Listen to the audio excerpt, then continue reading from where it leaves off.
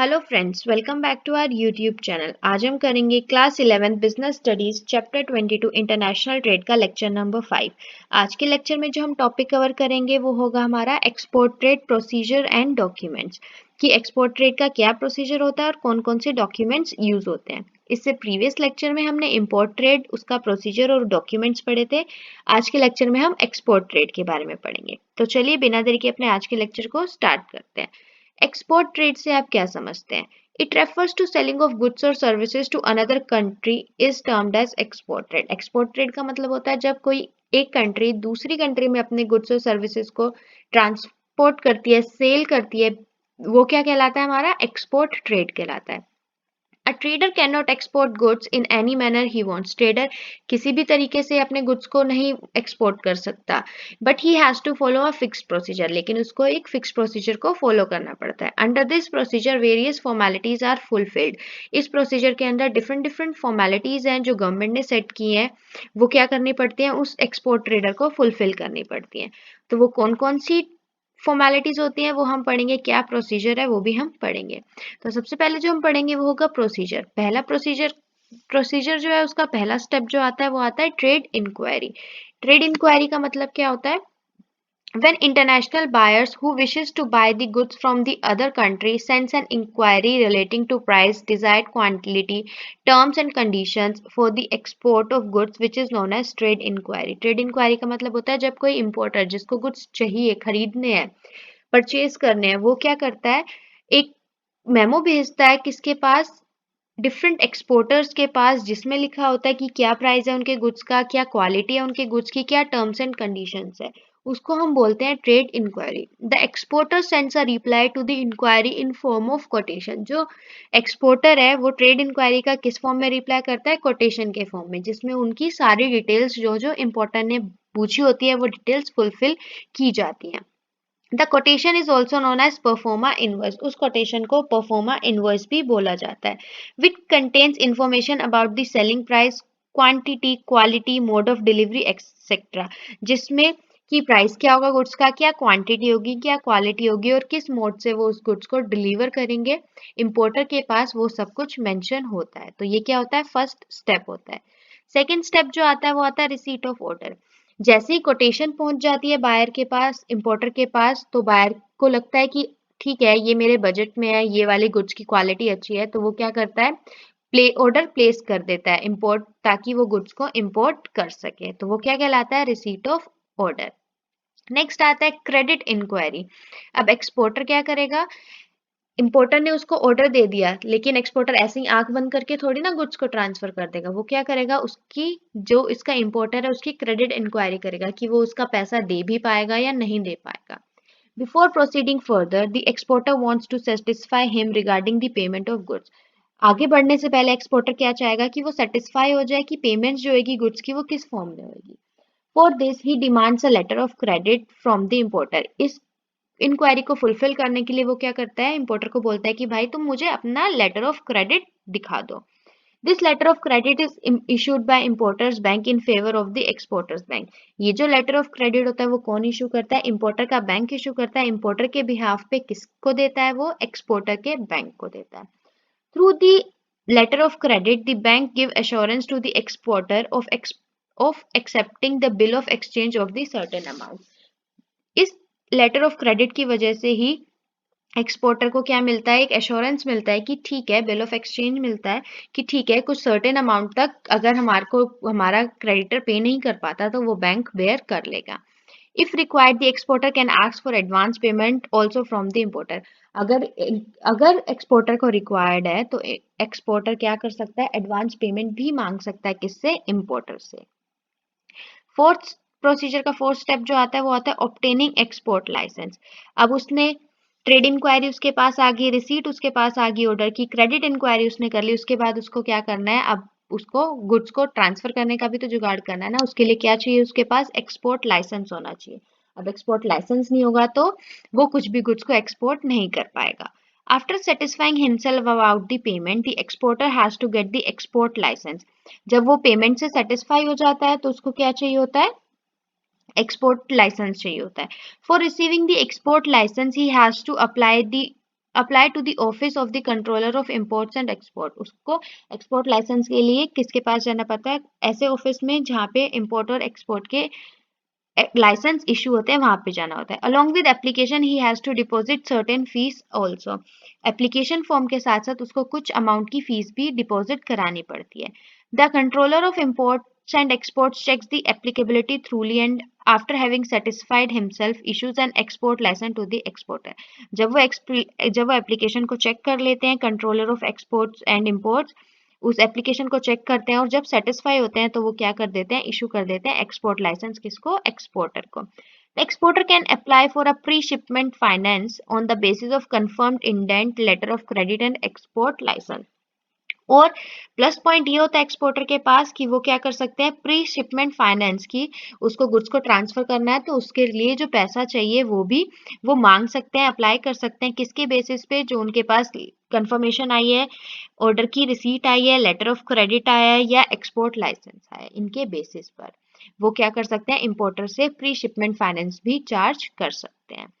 Next जो step आता है that is declaration regarding foreign exchange. As per the Foreign Exchange Regulation Act 1947, every exporter has to declare that जो भी exporter होगा उसको declare करना है।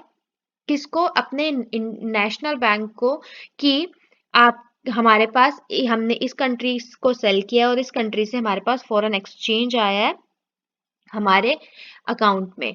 तो वो किसके पास जाएगा? जो नेशनल बैंक होता है उस कंट्री का, उसके पास जाएगा। अगर आप इंडिया के हो और आप एक्सपोर्ट कर रहे हो गुड्स को तो आपकी रिस्पॉन्सिबिलिटी है, आपको करना पड़ेगा, आप डिक्लेयर करना पड़ेगा आरबीआई में जाकर कि मैंने इस कंट्री के इस ट्रेडर से डील किया और मेरे पास इतना फॉरेन एक्सचेंज आने वाला है, तो please you just keep an I on it.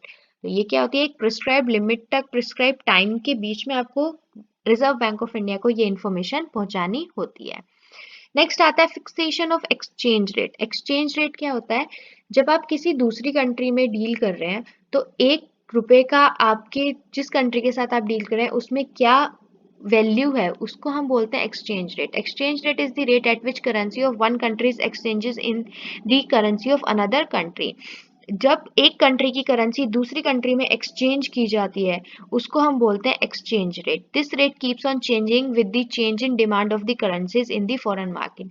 और जो ये एक्सचेंज रेट होता है ना वो डेली डेली क्या आप पल में वो विद इन अ 1 सेकेंड घटता बढ़ता रहता है। क्यों? क्योंकि it depends on the currency value of your country in foreign market. कि फॉरेन मार्केट में आपकी कंट्री की करेंसी की क्या वैल्यू है वो डिपेंड करती है, उस पर डिपेंड करता है कि ये एक्सचेंज रेट इंक्रीज होगा या डिक्रीज होगा।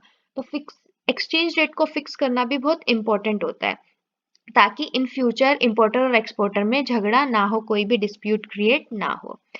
Collection of goods. नेक्स्ट जो आता है वो आता है collection of goods. After receiving the order of goods and finalisation all of all the other terms and conditions, the exporter collects the good. If the goods are in his stock, they are assorted and duly packed, and if not in stock, then they can purchase from the other supplier. अब जब उसने सब कुछ कर लिया, exchange rate तक वो पहुंच गया है, फिक्स कर लिया है, तो क्या होता है? अब एक्सपोर्टर का क्या काम है कि चलो गुड्स पे काम किया जाए, जो हमें ऑर्डर मिला है उसको फुलफिल किया जाए। अगर तो गुड्स उसके स्टॉक में होते हैं तो वो क्या करता है? उनको पैक कर देता है। अगर उनके स्टॉक में नहीं होते तो उसी से रिलेटेड जो सिमिलर प्रोड्यूसर्स होते हैं उनके पास उनसे वो क्या कर सकता है? परचेज कर सकता है। नेक्स्ट आता है packing and marking of goods. अब उसने गुड्स इकट्ठे कर लिए, उसके पास गुड्स आ गए। Exporter packs and marks the goods as per the instruction. अब जो गुड्स उसके पास इकट्ठे हुए हैं, प्रोड्यूस किए हैं उसने, अब वो क्या करता है? उनको मार्क करता है और उन पे सारी इंस्ट्रक्शंस लिखता है और उनको इस तरीके से पैक करता है जैसे कि उसके इंडेंट रिसीट ऑफ ऑर्डर में सब कुछ इंस्ट्रक्शन आई हुई थी। लेकिन अगर इंपोर्टर को इंस्ट्रक्शन नहीं देता है कि इसको कुछ किस तरीके से पैक चाहिए, तो जो प्रैक्टिस वो पहले से फॉलो करते आ रहा था एक्सपोर्टर, वही प्रैक्टिस वो इस packaging and marking of goods के साथ भी फॉलो कर सकता है। नेक्स्ट आता है अपॉइंटमेंट ऑफ फॉरवर्डिंग एजेंट। अब उसने गुड्स भी पैक कर लिए। अब गुड्स पैक कर लिए तो अपने गोडाउन में तो रखेगा नहीं, वो क्या करेगा? उसको आगे भेजेगा डिलीवरी के लिए। लेकिन डिलीवरी पे भेजने से पहले उसको एक फॉरवर्डिंग एजेंट को अपॉइंट करना पड़ता है। इंपोर्ट ट्रेड में कौन होता है? क्लियरिंग एजेंट अपॉइंट करता है इंपोर्टर। यहाँ पे कौन अपॉइंट? यहाँ पे एक्सपोर्ट ट्रेड में फॉरवर्डिंग एजेंट अपॉइंट होता है। When the goods are ready for dispatching, then a forwarding agent is appointed. जब goods dispatch के लिए तैयार हो जाते हैं तो कौन अपॉइंट किया जाता है? Forwarding agent अपॉइंट किया जाता है. The forwarding agent takes care of the procedure which starts from taking the delivery of goods either from the road transport or the railway and loading it on the ship. Some commission is charged by the agent. Forwarding agent का काम कब से शुरू हो जाता है? Goods की delivery की उसको रोड ट्रांसपोर्ट से लेके जाना है, रेलवे ट्रांसपोर्ट से लेके जाना है या शिप तक लेके जाना है. इवन शिप पे लोड करने पर भी किसका काम होता है? फॉरवर्डिंग एजेंट का होता है. और इन सब काम को करने के लिए वो क्या लेता है? एक कमीशन चार्ज करता है. किससे? एक्सपोर्टर से. नेक्स्ट आता है forwarding goods to the port. अब गुड्स पैक हो गए, फॉरवर्डिंग एजेंट अपॉइंट हो गया, तो जो एक्सपोर्टर है वो क्या करेगा? गुड्स को ट्रांसफर कर देगा. यूजुअली जो गुड्स होते हैं वो रेलवेज के थ्रू ट्रांसपोर्ट किए जाते हैं. The exporter send the railway receipt to the forwarding agent. और जो एक्सपोर्टर के पास रेलवे रिसीट होती है वो किसको फॉरवर्ड कर देता है? फॉरवर्डिंग एजेंट को कर देता है, ताकि वो क्या ले सके? रेलवे से डिलीवरी ले सके कि मेरे पास रेलवे रिसीट है और ये गुड्स मेरे को ही मिलने चाहिए, आप लोग मुझे ही यहीं पे डिलीवर कर दीजिए. Function of forwarding agent. अब फॉरवर्डिंग एजेंट की क्या क्या फंक्शन होते हैं? सबसे पहला, obtaining the shipping order. After the arrival of goods at port, जब गुड्स पोर्ट पे पहुंच जाते हैं, the agent talks to the shipping company. Agent का काम होता है कि जो गुड्स को फर्दर ट्रांसफर करेगा उस कंपनी से बात करे, so that the shipping company reserve some safe space of the goods. ताकि जो शिपिंग कंपनी है, शिप के ऊपर जो भी कंपनी जा रही है वो क्या कर सके? उन गुड्स के लिए कुछ प्लेस अपने शिप पे बचा सके. After this shipping order is issued which contains the details for freight. जैसे ही वो बात कर लेता है शिपिंग कंपनी से, तो शिपिंग ऑर्डर क्या कर देती है? एक ऑर्डर इशू कर देती है जिसमें कितना भाड़ा लगेगा वो लिखा होता है, कि वो फुल चार्ज करेंगे या हाफ रेट चार्ज करेंगे. फ्रेट वो सब उसमें लिखा होता है. फ्रेट का मतलब होता है भाड़ा. सेकेंड फंक्शन आता है preparing shipping bill. For paying the export duty, the agent prepares the shipping bill in triplicate. The bill contains all the details about the goods. On the basis of the details furnished in the shipping bill, export duty is determined. अब जो exporter का काम होता है वो क्या होता है? कि वो क्या प्रिपेयर, फॉरवर्डिंग एजेंट का क्या काम होता है? कि वो क्या प्रिपेयर करे? शिपिंग बिल प्रिपेयर करे, जिसमें सारी डिटेल्स होती हैं. उसी के बेसिस पे कि कितनी एक्सपोर्ट ड्यूटी लगेगी वो भी डिटरमाइन की जाती है. नेक्स्ट जो फंक्शन आता है वो आता है payment of dock dues. Permission of dock authority is required to carry the goods to the port to load them to the ship. अब जब तक आपके डॉक ड्यूज क्लियर नहीं होंगे तो डॉक अथॉरिटी जो है, जो शिप की अथॉरिटीज हैं, वो आपको परमिशन नहीं देंगी कि अपने गुड्स को आप शिप पे लोड कर दीजिए. तो आपको ये भी किसका काम होता है? Clearing agent, sorry, forwarding agent का काम होता है कि वो सारे जो पेमेंट है डॉक ड्यूज वो क्या करे? क्लियर करके रखें. जैसे ही परमिशन मिल जाती है और कोई भी पेमेंट ड्यू नहीं होती है तो वो क्या कर सकते हैं? अपने गुड्स को लोड कर सकते हैं शिप में फॉर फर्दर शिपमेंट. नेक्स्ट आता है आपका obtaining mate's receipt. When the goods have been loaded on the ship, then the captain of the ship gives the receipt of receiving goods on the ship, which is called mate's receipt. mate receipt क्या होती है? जब goods ship पे load हो जाते हैं तो जो कैप्टन है शिप का वो रिसीट इशू करता है कि उसने गुड्स उसको मिल गए हैं, उसकी शिप पे पहुंच गए हैं. उसको हम बोलते हैं मेट रिसीट. नेक्स्ट आता है bill of lading. It is prepared and signed by the master of ship acknowledging the receipt of goods on the board. Bill of lading होता है जब शिप पे गुड्स लोड हो जाते हैं तो ये एक पेपर होता है जिसपे शिप के जो मास्टर है उसका साइन होता है और वही उसको प्रिपेयर करता है, जिसपे सारी टर्म्स एंड कंडीशंस लिखी होती हैं कि गुड्स कहाँ पे लेके जाएंगे और गुड्स की पोर्ट डेस्टिनेशन क्या होगी. नेक्स्ट फंक्शन आता है insurance of goods. The forwarding agent makes inquiries from various insurance companies and after a thorough check the most suitable company is instructed to issue the marine insurance policy. अब पानी के through goods जा रहे हैं तो वहां पे खतरा भी है गुड्स के खराब होने का. हो सकता है शिप के साथ कुछ हादसा हो सकता है आपके गुड्स टकरा जाए, हो सकता है शिप टीले से टकर जाए और उसकी वजह से आपकी गुड्स ब्रेक हो जाए. तो उसके लिए भी क्या होती है? मैराइन इंश्योरेंस पॉलिसी होती है, जिसको भी इशू कराना किसका काम होता है? फॉरवर्डिंग एजेंट का. वो डिफरेंट डिफरेंट इंश्योरेंस कंपनी से कॉन्टेक्ट में जाता है और जो उसको सुटेबल लगती है उस पर्टिकुलर गुड्स के सप्लाई के लिए वो क्या करता है? उसको इशू कर देता है कि आप हमारे गुड्स के लिए मैराइन इंश्योरेंस पॉलिसी इशू कर दीजिए. नेक्स्ट क्या आता है? Seventh function of forwarding agent, advice to the exporter. After finishing his work completely, the agent informs the exporter through an advice letter with all the required documents. जब जब forwarding agent का काम खत्म हो जाता है वो सारे डॉक्स क्लियर कर देता है, सारे डॉक्यूमेंट्स प्रिपेयर कर देता है और गुड्स को शिप पे चढ़ा देता है फॉर फर्दर शिपमेंट के लिए। वहां पे वो क्या करता है, एजेंट इन्फॉर्म करता है एक्सपोर्टर को सारे लीगल डॉक्यूमेंट्स के साथ। ये फंक्शन भी किसका होता है, फॉरवर्डिंग एजेंट का होता है। नेक्स्ट आता है preparing invoice after receiving information from the forwarding agent. अब जब फॉरवर्डिंग एजेंट से इन्फॉर्मेशन मिल गई एक्सपोर्टर को कि गुड्स लोड हो चुके हैं, तो एक्सपोर्टर का क्या काम होता है, invoice, bill banana. The invoice is prepared on the basis of terms and condition decided upon, जो भी उनकी टर्म्स एंड कंडीशन डिसाइड की गई होती है एट द इनिशियल बिलिंग या एट द इनिशियल डील, जो भी स्टार्टिंग डील होती है इंपोर्टर के साथ, उस पे जो भी पैसा या जो भी बिलिंग अमाउंट डिटेल डील की गई होती है, क्या कितना प्राइस होगा पर क्वांटिटी, क्या क्वालिटी होगी, सब कुछ उस इनवॉइस पे मेंशन होता है। नेक्स्ट आता है obtaining invoice certified by consular. Some countries recognize the certified invoice, not the only invoice. कई कंट्रीज जो होती हैं उनको क्या चाहिए होता है, एक सर्टिफाइड इनवॉइस चाहिए होता है, ना कि ऑर्डिनरी इनवॉइस चाहिए होता है। Such invoices are issued by the trade consular of the importing country situated in the exporter's country. और ये इनवॉइस कौन इशू करता है, जो जो गुड्स इंपोर्ट कर रही है उन कंट्री का ही एक ऑफिस होता है एक्सपोर्टर की कंट्री में, जो ये इनवॉइस को, सर्टिफाइड इनवॉइस को इशू करता है। If the certified invoice is available, the custom authorities are not required to open the whole cargo to check whether the price are as per the specification mention in the invoice.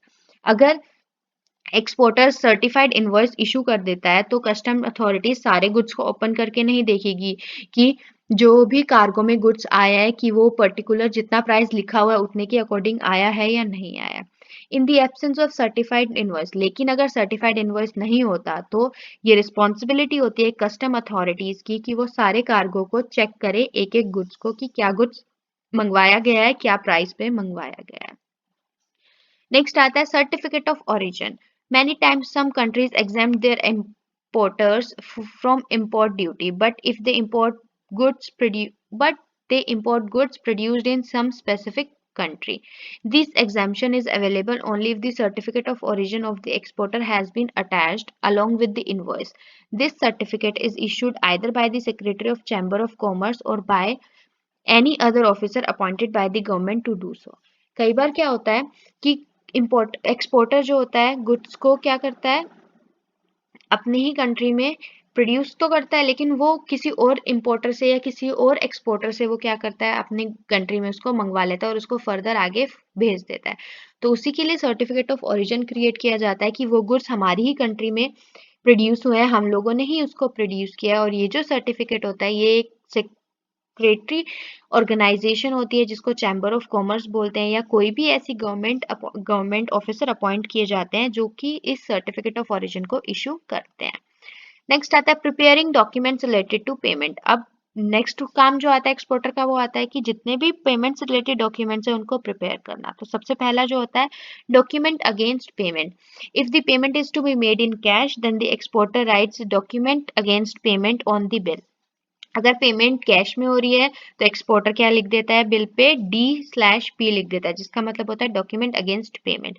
जैसे ही आपको goods receive होंगे आप लोग क्या कर देंगे, payment कर देंगे।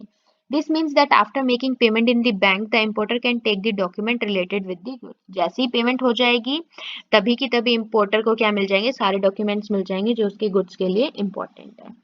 नेक्स्ट आता है document against acceptance. If the bill of exchange of a further date is to be accepted, then the exporter writes DA on the bill. This means that the importer can take the documents related to the goods from the bank after accepting bill of exchange. जब bill of exchange कोई bank issue करता है अपने customer के behalf पे और वो accept कर लिया जाता है एक्सपोर्टर के द्वारा, तभी वो क्या करेगा, अपने गुड्स से रिलेटेड डॉक्यूमेंट्स को बैंक से ले पाएगा, वरना उसको डॉक्यूमेंट्स नहीं मिलेंगे। नेक्स्ट आता है बिल ऑन बैंक।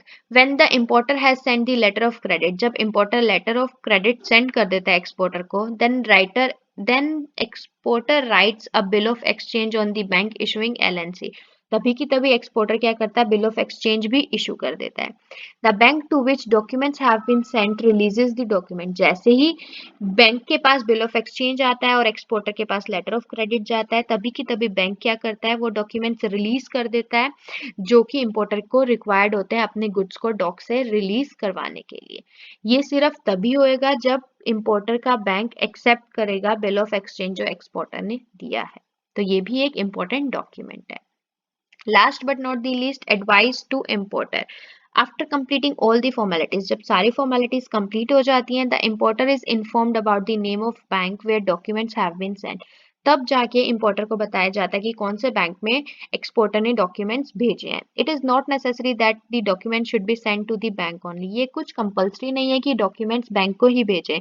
अगर पेमेंट में कोई इशू नहीं होता तो एक्सपोर्टर डायरेक्टली किसको भेज सकता है, डायरेक्टली इंपोर्टर के पास डॉक्यूमेंट्स भेज सकता है। बट अगर पेमेंट में इशू होता है या पेमेंट इंस्टॉलमेंट्स में दी जाती है या बिल ऑफ एक्सचेंज में कुछ इशू आ जाती है, तब ही क्या होता है, जो बैंक है या एक्सपोर्टर है वो क्या करता है, इंपोर्टर के बैंक के पास डॉक्यूमेंट्स भेजता है। तो इसी के साथ हमारा एक्सपोर्ट ट्रेड का प्रोसीजर खत्म होता है। आई होप आपको समझ में आ गया होगा। आज का जो नेक्स्ट टॉपिक है दैट इज डॉक्यूमेंट, कि कौन कौन से डॉक्यूमेंट्स यूज होते हैं हमारे एक्सपोर्ट ट्रेड में। पहला डॉक्यूमेंट होता है intent, second letter of credit, export licence, railway receipt, shipment order, shipping bill, dock challan, mates receipt, bill of lading, marine insurance policy, invoice, invoice certified by consular, certificate of origin, advice to importer. आप देखेंगे कि यही सब क्या होते हैं, step भी होते हैं किसके, प्रोसीजर के, कि कौन कौन सा प्रोसीजर फॉलो करना होता है।